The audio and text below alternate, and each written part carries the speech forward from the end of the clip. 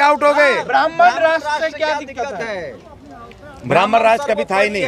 देखिए सर्वोपरि उनके मनुवाद में ना रहते रहे, अपने घर में रहो, सर्वोपरि बने रहो। हमने कहा मना किया आपको? यहीं पर सर ब्राह्मण जलाई गई थी पैदा हुआ है। सनातन धर्म में ब्राह्मण सर्वश्रेष्ठ। तो आज सनातन का कहाँ सिस्टम है? संविधान है सर, उस पर बात करनी बेकार है। बहुजन समाज पैर धो के पीता है उनका। बिल्कुल होंगे, मैं मना नहीं कर रहा हूँ, लेकिन उनके बीच में हम गए नहीं ना। हमने अपना 40 उस समय शुरू नहीं करा, अब हमने संविधान 40 शुरू कर दिया है।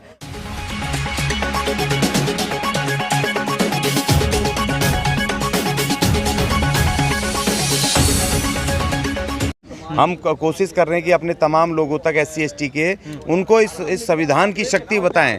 इस 40 को पढ़ने से जो तुम्हें मिल जाएगा वो किसी दूसरे 40 के पढ़ने से नहीं मिलेगा, क्योंकि वो मिलना होता तो 5000 साल से कब का मिल गया होता। तो ये जो भी हमें शक्ति मिली है वो 26 जनवरी 1950 में जब संविधान लागू हुआ और संविधान 40 के लागू होने के बाद ही हमें मिला। इसलिए हम वो तमाम चीज़ें अपने लोगों को बता रहे हैं। ये हमारा संविधान 40 का ये हमारा मकसद है। मार्केट में हनुमान 40 चल रहा है आजकल, और आप संविधान 40 लेकर बैठे हैं, तो कौन सुनेगा आपकी? देखिए मीडिया उनके पास, शक्ति उनके पास, सब कुछ उनके पास। अगर वो 10 आदमी भी वहाँ कुतुब मीनार में बैठ करके कहेंगे ये विष्णु स्तंभ है, तो मीडिया ऐसे हाईलाइट करके दिखाएगा। हम यहाँ पर 200-400 लोग भी बैठेंगे जब भी हमें कोई नहीं दिखाएगा। तो इसीलिए जो लोग देख रहे हैं वहाँ पर घरों में बैठ करके बेचारे मजदूर आते हैं थके आ रहे, 10 घंटे 12 घंटे काम करके, जब उनको दिखाते हैं तो फिर वो वही मान लेते हैं, सच मान लेते हैं कि यार ये चल रहा है। अब हमारे संविधान 40 को उसको कोई नहीं दिखा रहा, तो लेकिन हम घर घर जा रहे हैं। हमने भी साइकिल लेकर के, जी नकल नहीं है, ये हमारा अपना है। क्योंकि हनुमान जी तो दलित थे ना, वो तो आदिवासी थे, तो उनका थोड़ी हुआ। तो इसलिए संविधान, और बाबा साहब भी हमारे हैं, तो संविधान और 40 ये हमारा 40 है। नहीं है, बाबा साहब उनके भी हैं जो मानते हैं उनको, जो ब्राह्मण मानते हैं। क्योंकि संविधान लागू होने से पहले जैसे ही लागू हुआ, पहला राष्ट्रपति कौन था? ब्राह्मण, डॉक्टर राजेंद्र प्रसाद। पहला प्रधानमंत्री कौन था? पंडित जवाहरलाल नेहरू। तो ये तो पंडितों के लिए बिल्कुल पूरी तरह वरदान है। और जब तक वर्ण व्यवस्था थी, मनुवाद था इस देश में, तब तक मुझे एक ब्राह्मण राजा का नाम बता दे कोई, मैं मान जाऊंगा। ये क्यों? तो ब्राह्मणों को बचाना चाहिए इस संविधान को, क्योंकि तुम इस देश के शासक बने इस संविधान से, और तुम इसकी खिलाफत कर रहे हो। तुम अपने आने वाले बच्चों को तुम स्कूलों में और मंदिरों में रखना चाहते हो, उनको राजा बनते हुए नहीं देखना चाहते। तो इसलिए हमने उनको भी चिट्ठी लिखी कि भैया इसको बचाओ। जो हनुमान 40 उसमें आपकी भलाई नहीं है क्या? जो संविधान 40 लेकर के आए हैं आप? नहीं, बताओ किसकी हुई है? अगर होती तो 5000 साल से फिर बाबा साहब को स्ट्रगल थोड़ी करना पड़ता, हमारे महात्मा फुले को थोड़ी स्ट्रगल करना पड़ता, साहू जी महाराज को थोड़ी स्ट्रगल करना पड़ता, संत गाडगे महाराज को थोड़ी स्ट्रगल करना पड़ता। तो ये अगर हनुमान 40 तो 5000 साल पुराना ना भाई। अगर उससे भला होना होता, उससे हमें शिक्षा मिली होती, उससे रोजगार मिले होते, धन धरती में हमें हिस्सा मिला होता, बराबरी मिली होती, हमें भी बराबर का अधिकार मिले होते, तो भैया फिर क्या जरूरत पड़ी थी कि उनको, काशीराम जी को, बाबा साहब को, और तमाम सैकड़ों लाइन लगी है। 1850 के बाद संघर्ष चलता रहा लगातार, 100 साल लड़े हम। क्यों लड़े? हनुमान 40 वाले कुतुब मीनार और ताजमहल पे हमला कर रहे हैं, आप कहाँ करोगे सर? नहीं, देखिए हम संविधान पे करोगे? नहीं, हम कहीं पर कोई हमला नहीं करेंगे। हम अपने अधिकारों के लिए प्रोटेस्ट करेंगे, धरने करेंगे, जगह जगह जाके मीटिंगें करेंगे, जन जागरण अभियान चलाएंगे।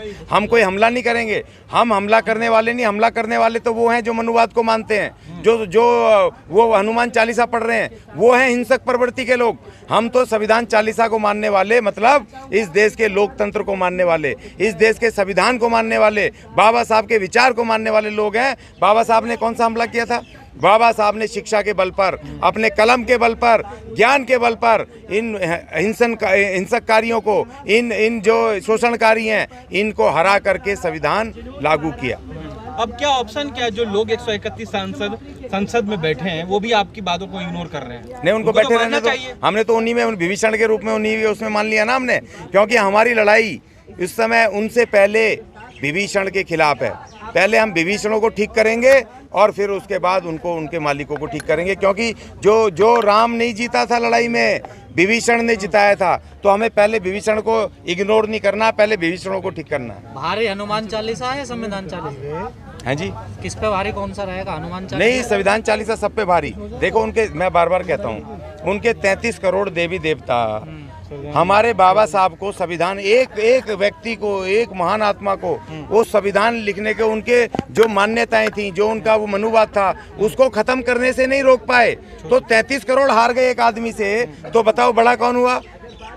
संविधान बड़ा हुआ कि उनके वो 33 करोड़ बड़े हुए? कौन बड़ा हुआ? लेकिन आजकल तो वही बड़े नजर आ रहे हैं। नहीं, वो दिखाया जा रहा है, बड़े नहीं है। अगर वो बड़े होते तो यहाँ पर इतने सारे लोग नहीं बैठे होते। पूरे देश से आए हुए अलग अलग प्रतिनिधि यहाँ बैठे हुए हैं। तो ऐसे नहीं जो अपने 45 डिग्री टेम्परेचर में यहाँ आपके सामने बैठे हैं अपना घर बार छोड़ करके, अगर उसको मान रहे होते तो ये हम भी तो बैठे हैं ना। हाँ, कुछ लोग हो सकते हैं जो गुमराह हो रहे हैं, लेकिन उनको भी आना पड़ेगा, क्योंकि उनको हनुमान चालीसा से नहीं मिलेगा। क्या है?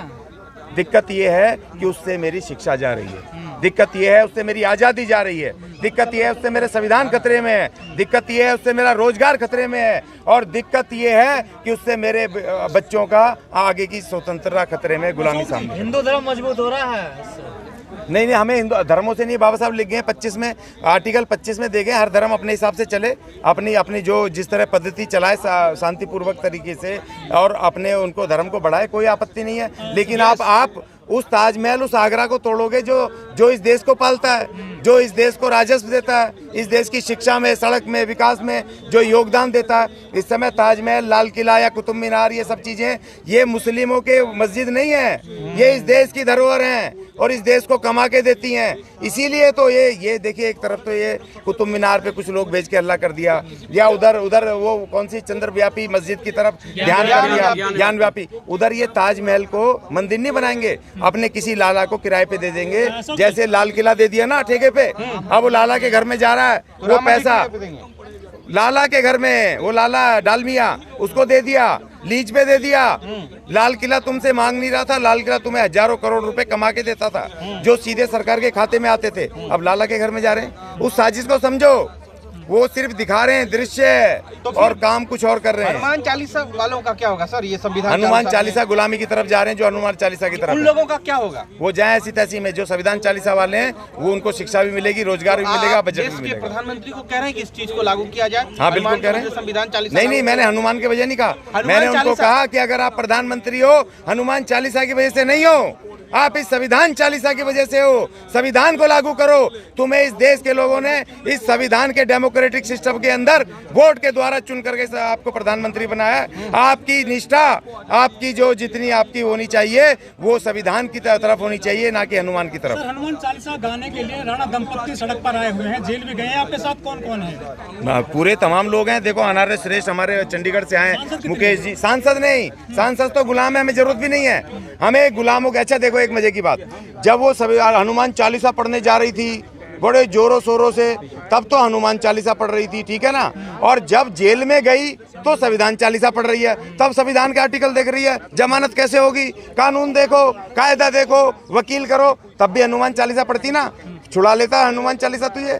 क्यों पढ़ा तूने संविधान चालीसा भाई? आप किसी धर्म के खिलाफ बोल रहे हैं? मैं मेरे संविधान नहीं, कोई धर्म के खिलाफ नहीं बोल रहा हूँ। मैं अपने संविधान के पक्ष में बोल रहा हूँ, अपने अधिकारों के पक्ष में बोल रहा हूँ, और मैं बोलूंगा।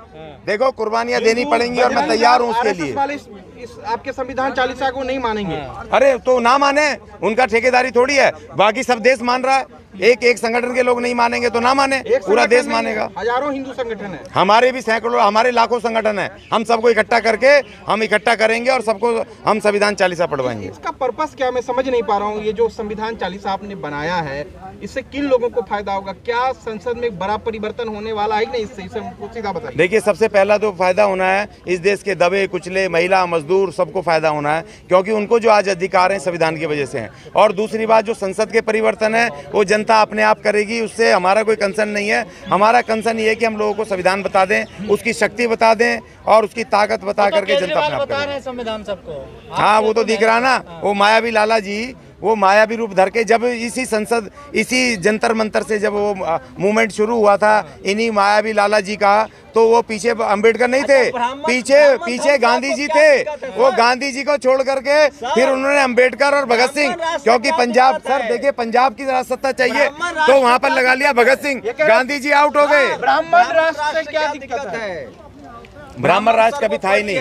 देखिए, सर्वोपरि उनके मनुवाद में ना रहते रहे, अपने घर में रहो, सर्वोपरि बने रहो। हमने कहा मना किया आपको? यहीं पर सर, ब्राह्मण जलाई गई थी पैदा हुआ है। सनातन धर्म में ब्राह्मण सर्वश्रेष्ठ। तो आज सनातन का कहाँ सिस्टम है? संविधान है सर, उस पर बात करनी बेकार है। बहुजन समाज पैर धो के पीता है उनका। बिल्कुल होंगे, मैं मना नहीं कर रहा हूँ, लेकिन उनके बीच में हम गए नहीं ना। हमने अपना 40 उस समय शुरू नहीं करा, अब हमने संविधान 40 शुरू कर दिया है। अब उनके घर में जाके बताएंगे कि भैया संविधान रखो और बाबा साहब को मानो और अपना संविधान बचा लो। चले, बहुत बहुत शुक्रिया, धन्यवाद। यार ये जो काम दोस्तों वीडियो पसंद आए तो लाइक, शेयर और News 22 लाइव को सब्सक्राइब करना ना भूलें। शुक्रिया।